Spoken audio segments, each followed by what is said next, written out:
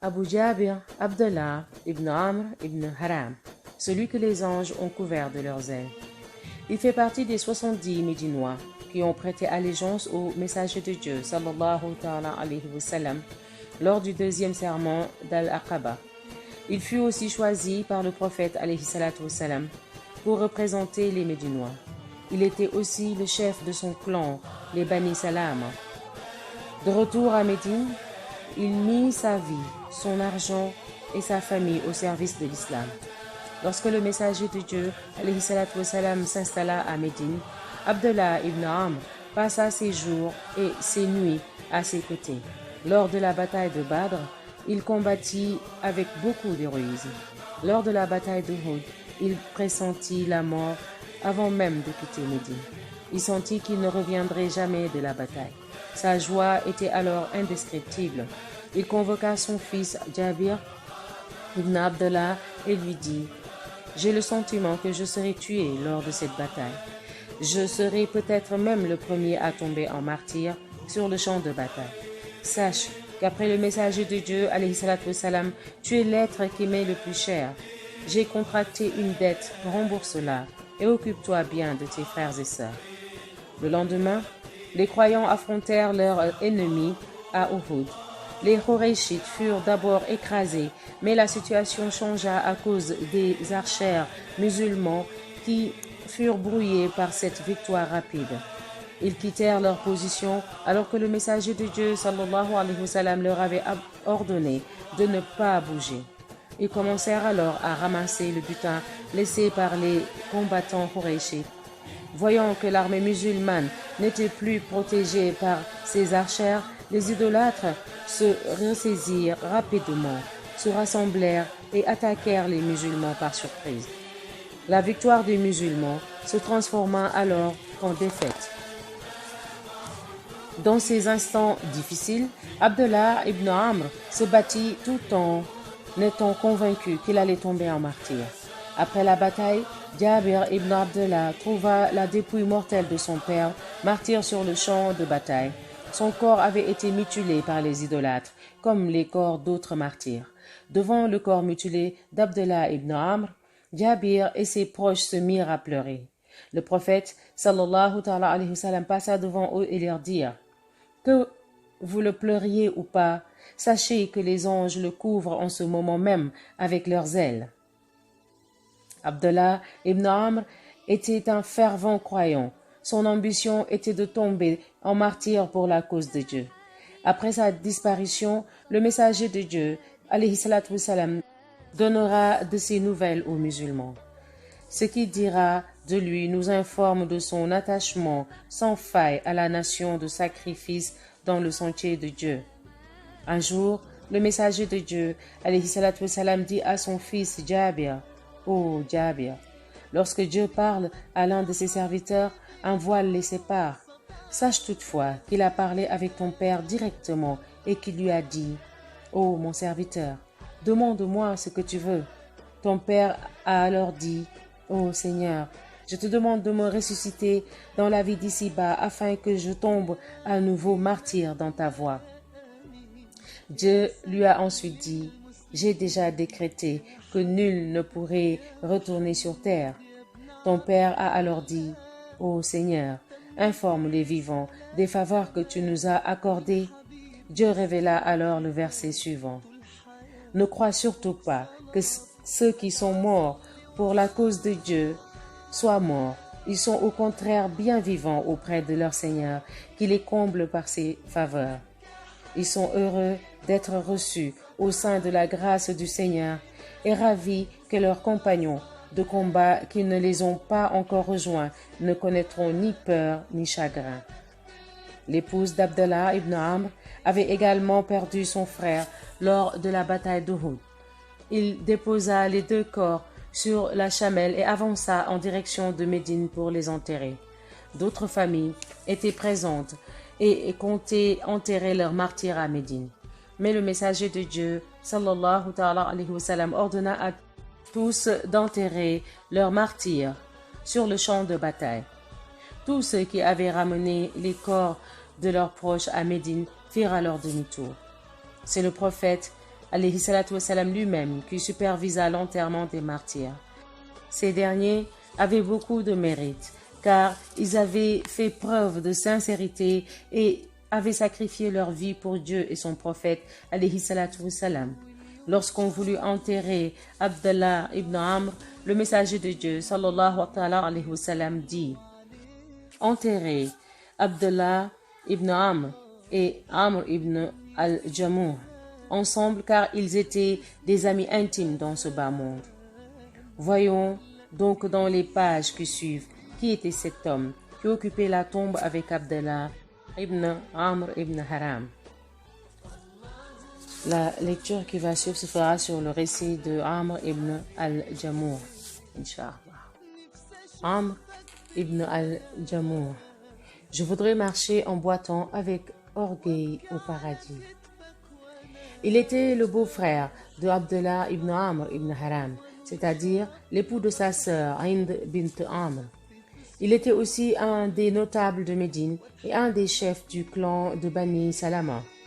Son fils Muad ibn Amr avait embrassé l'islam avant lui et faisait partie des 70 Ansar ayant prêté allégeance au prophète sallallahu alayhi wa sallam lors du deuxième serment d'Al-Aqaba.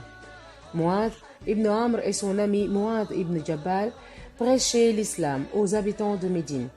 Ils agissaient bien évidemment avec beaucoup d'enthousiasme et d'audace du fait de leur jeune âge.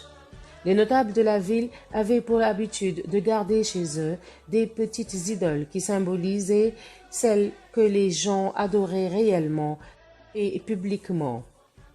Comme les autres notables de la cité, Amr ibn al-Jamuh s'était procuré une de ces idoles qu'il gardait soigneusement chez lui et qu'il appelait Manaf.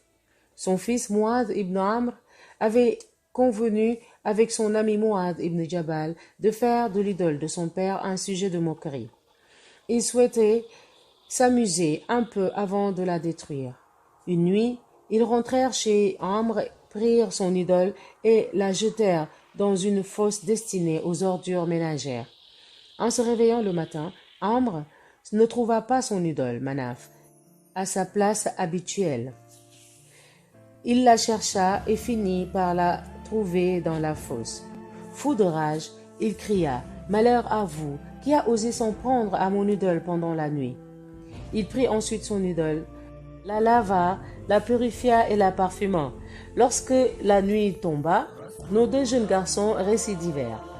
Désespéré, Amr accrocha alors une épée au cou de l'idole en lui disant: « Si tu en es vraiment capable, alors défends-toi. » Le lendemain matin, l'idole avait encore disparu. Elle se trouvait de nouveau dans la fosse, mais dans une situation plus délicate, car cette fois-ci, elle était attachée avec une corde à un chien mort. Devant ce spectacle, Amr perdit son sang-froid. Il était fou de rage, ébahi et frustré de ne rien pouvoir faire.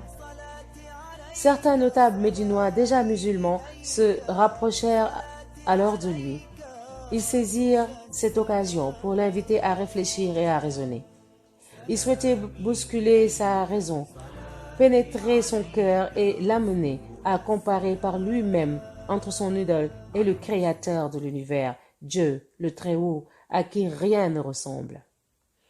Ils lui parlèrent également du prophète Muhammad sallallahu alayhi wa sallam, de son honnêteté et de son intégrité. Ils lui expliquèrent que ce dernier était venu leur offrir la vie et non la prendre, et que son but était de guider les gens et non de les égarer.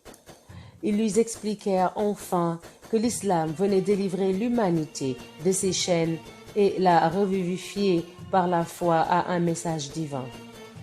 En entendant ces paroles, le visage de Amr se transforma instantanément. Il retrouva sa clairvoyance et prit conscience de son égarement. Sans perdre une minute, il rentra chez lui, purifia son corps et ses habits, se parfuma, soigna son apparence et partit à la rencontre du messager de Dieu, alayhi salatu wassalam, pour lui prêter allégeance. Certains pourraient s'interroger: comment un homme comme Amr ibn al-Jamuh est venu à adorer des idoles, lui qui est pourtant un notable et un responsable de Médine? comment se fait-il que sa raison ne l'ait pas protégée de ce genre de futilité? Comment se fait-il qu'aujourd'hui nous considérons ces personnages comme de grands hommes, alors qu'avant qu'ils ne se soient convertis à l'islam et n'aient consenti beaucoup de sacrifices, ils adoraient des idoles qu'ils confectionnaient eux-mêmes? À notre époque, on peut trouver bizarre que des gens adorent des idoles. Effectivement, même la raison d'un enfant ne peut admettre que celui-ci fabrique une statue pour l'adorer ensuite. Il faut tout d'abord comprendre que par le passé, les sentiments des hommes pouvaient les amener à ce genre de comportement, sans que cela ne remette en cause leur faculté mentale et intellectuelle. Pour mieux comprendre cela, prenons l'exemple d'Athènes à l'époque de Périclès, Berkeley, Pythagore et Socrate. Malgré le haut niveau intellectuel que l'on pouvait observer à Athènes, les habitants de la ville, ses philosophes et ses dirigeants adoraient des idoles taillées de pierre, ce qui était plutôt ironique. Il en était ainsi car à cette époque, l'affectivité religieuse n'était pas en phase avec le développement de la pensée et de la raison. Amr ibn al-Jamour était généreux et donnait sans compter avant même que son cœur ne se soumette à Dieu. L'islam le rendit encore plus généreux et pour cause. Il mit toute sa fortune au service des musulmans et de sa religion. Un jour, le messager de Dieu, sallallahu ta'ala alayhi wa sallam, demanda à un groupe d'hommes du clan des Bani Salama, le clan de Amr ibn al-Jamour: « Oh, vous les Bani Salama, qui est donc votre chef ?» Ils répondirent: « C'est Al-Jid ibn Qais, bien qu'il soit un peu avare. » Le messager de Dieu, alayhi salatu wassalam, dit alors: « Il n'y a pas pire que l'avarice. Dorénavant, votre chef sera cet homme blanc aux cheveux crépus, Amr ibn al-Jamour. » À travers ces propos, le messager de Dieu, sallallahu alayhi wa sallam, rendit un véritable hommage à Ibn al-Jamour. Ce témoignage d'honneur poussa même un poète en saharite à dire un jour: « Ce qui a rendu Amr ibn al-Jamour célèbre, c'est sa générosité. » Amr a certes bien mérité une telle consécration. Lorsqu'on vient le solliciter, il dépense tout son argent, en disant: « Prenez ce que vous voulez, car j'en aurai encore demain. » Sa générosité n'avait d'égal que son désir d'offrir sa vie dans la voie de Dieu. Mais comment pouvait-il arriver à atteindre un tel objectif? La mission s'annonçait difficile, d'autant plus qu'il souffrait d'un boitement important qui l'empêchait de participer aux batailles. Amr avait 4 enfants. Ils étaient tous musulmans et connus pour être de grands et braves combattants. À chaque fois, il accompagnait le messager de Dieu, sallallahu ta'ala alayhi wa sallam, dans ses batailles et ses campagnes. Ils étaient très persévérants et ne négligeaient pas le combat dans la voie de Dieu. Lors de la bataille de Badr, Amr tenta d'accompagner l'armée musulmane, mais ses fils supplièrent le prophète sallallahu alayhi wa sallam de ne pas l'y autoriser. Le messager de Dieu alayhi salatu wa sallam lui indiqua même qu'il était exempté de participer aux batailles à cause de son handicap physique. Amr insista pour accompagner les musulmans à Badr, mais en vain, car le messager de Dieu sallallahu alayhi wa sallam finit par lui ordonner de rester à Médine. Une année plus tard, eut lieu la bataille de Uhud. Amr se rendit de nouveau auprès du messager de Dieu alayhi salatu wassalam, pour le supplier de le laisser partir au combat.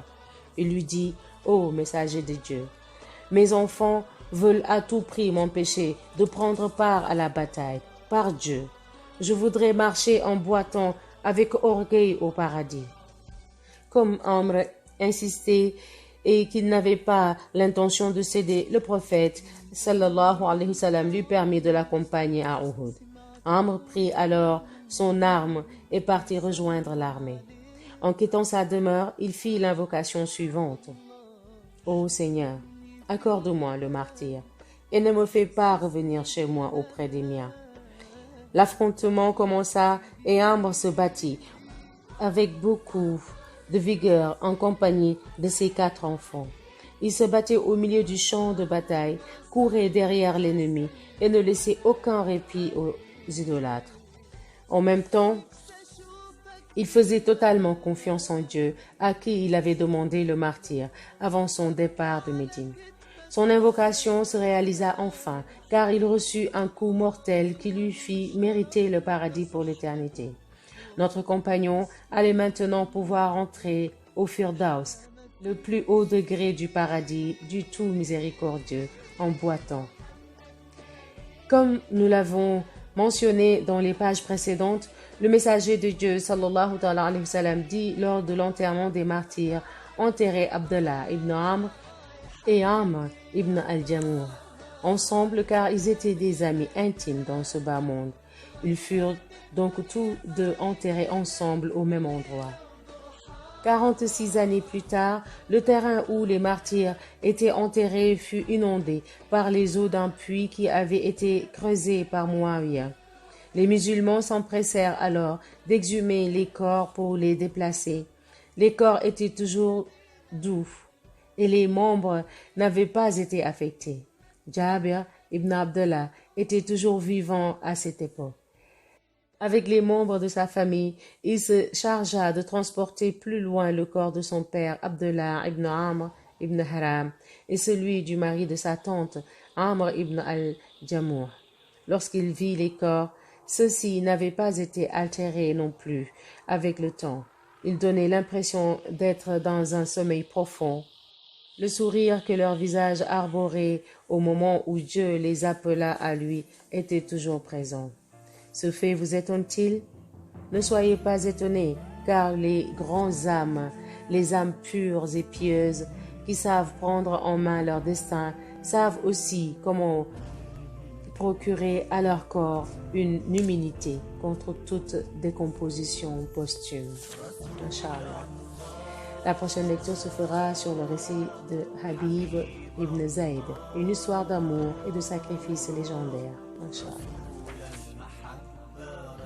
Donc je me suis permise de fusionner les deux compagnons, Abu Jabir ibn Abdullah ibn Amr ibn Haram, avec Amr ibn al-Jamour dans le même récit, vu que le prophète sallallahu alayhi wa sallam avait recommandé qu'ils soient tous les deux enterrés dans la même tombe. Donc je ne me suis pas permise de les séparer. Bien, merci beaucoup.